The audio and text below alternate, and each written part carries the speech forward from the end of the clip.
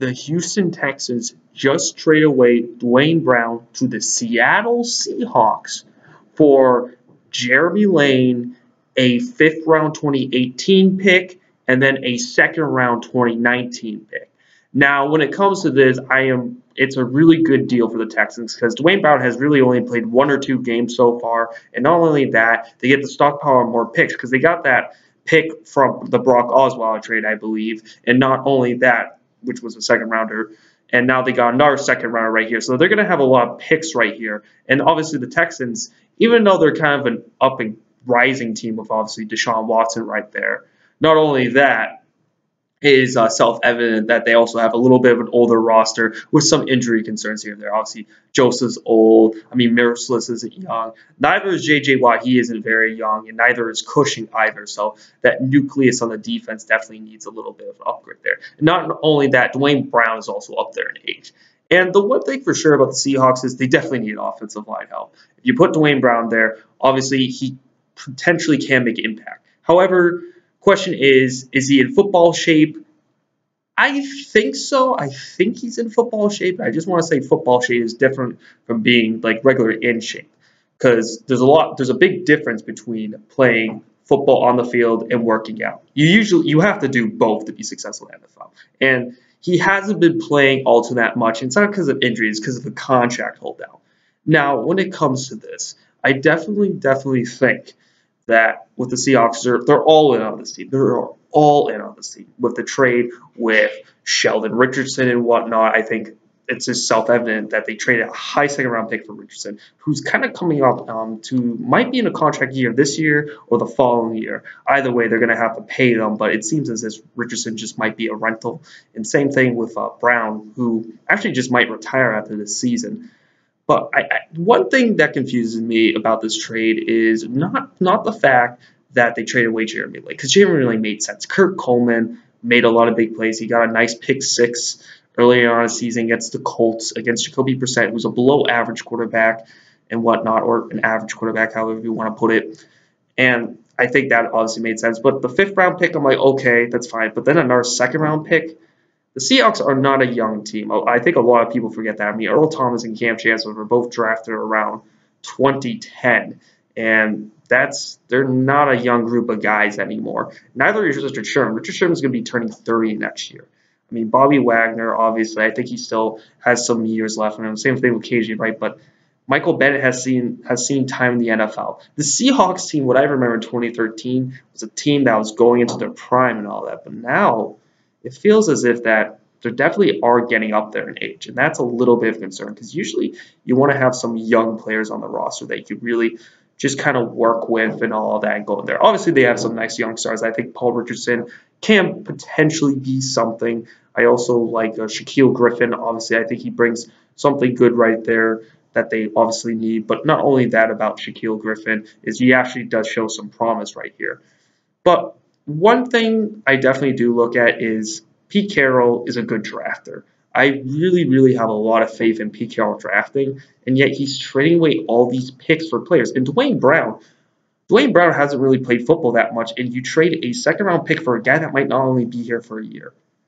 I mean, he's really forfeiting the picks right here and there, and I think there's just a little bit of a concern right there because a 2nd round pick is a lot, and I think you can have a lot of success without having the high draft pick. I mean, you can win a Super Bowl without having the 1st round pick your first year. You can. It's possible, and I'm not going to deny that.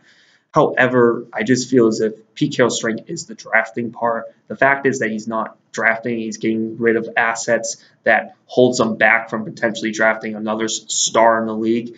For Duane Brown, who might play for only this season, and not only that, you also traded for Sheldon Richardson, who obviously I'm not saying he's old, but he might not be here. And you're going to have to pay some guys because Russell Wilson's contract's coming up.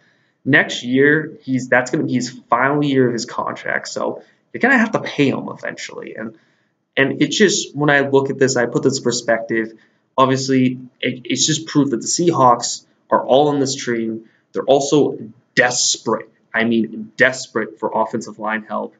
And I think that's definitely 2 things to look at. But when you look at the Texans, I felt as if that since their offensive line hasn't been great and all of that, they also lose some depth there, but they got some value right there out of it. They made some pretty darn good deals. If I was Pete Carroll, though, I would negotiate it down. Losing Jeremy Lane wouldn't kill you. I really don't care about Jeremy Lane. I think Kurt Coleman's doing just a fine job out there. But there's just that concern about how about maybe keeping that second round pick. I could have negotiated maybe like a fourth rounder and a fifth rounder. You could have negotiated a little bit down. I thought Pete Carroll should have done a little bit more negotiating here and there, because I feel like when it comes to these trades, I feel like Pete Carroll is kind of missing a beat a little bit. Now, the reason why I want to say this is I don't think he's that great of when it comes to trading and all that. He's great at like drafting. I love him when I watch him draft. Like I think he's great at it. But when it comes to like trading players, I feel like trading away Max Unger for Jimmy Graham was definitely an interesting move on his part. He also gave him a first-round pick, which if I'm Pete Carroll, I like to hold on to him. Pete Carroll's similar to he's kind of as if almost as a Jimmy Johnson. Maybe not as good as Jimmy Johnson, but he's kind of like those kind of guys that can draft up a team and all of that. But you trade him for Max Unger, who I feel like the Seahawks would kind of want to have back. And Graham's not a bad player, but I just don't like how they use Graham out there in Seattle.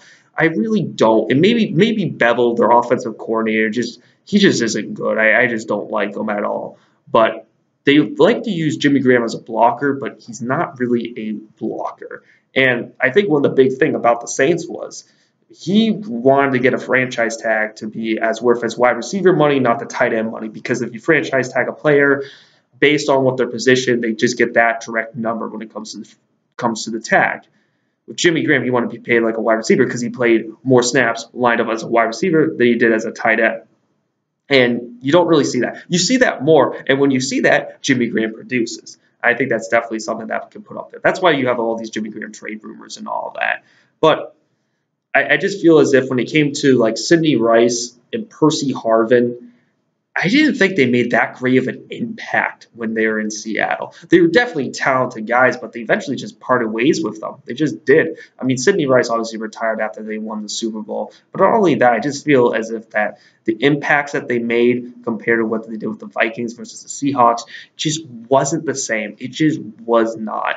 And I just definitely feel as if when it comes to these trades or one of these negotiations, signing players and all that, he just doesn't do as well. There's something about him hitting the NFL market. When it comes to drafting college, Pete Carroll's fantastic. He's probably one of the best in the game, if not the best in the game. But when it comes to signing players, I'm just a little bit iffy on them. And the Seahawks front runners, you name it. I'm just a little bit concerned right there. And I thought maybe you should negotiate a little bit down for the Duane Brown trade. And to be honest, if you're talking about who wins this trade, I mean that's going to be up to you guys. What do you guys think? Because right now I feel as if that depending on how Duane Brown does, they're desperate for an offensive line, and I understand that. But at the same time, though, Houston got a ton of value out of Duane Brown for a guy that's not really played that much and a guy who's going to retire after this season. Probably this is his 10th NFL year. So, I mean, they could ground him out for one more year, but who knows? But overall, guys, what do you think? What do you guys think of this trade? All right, guys, I'll see you guys next time. Peace.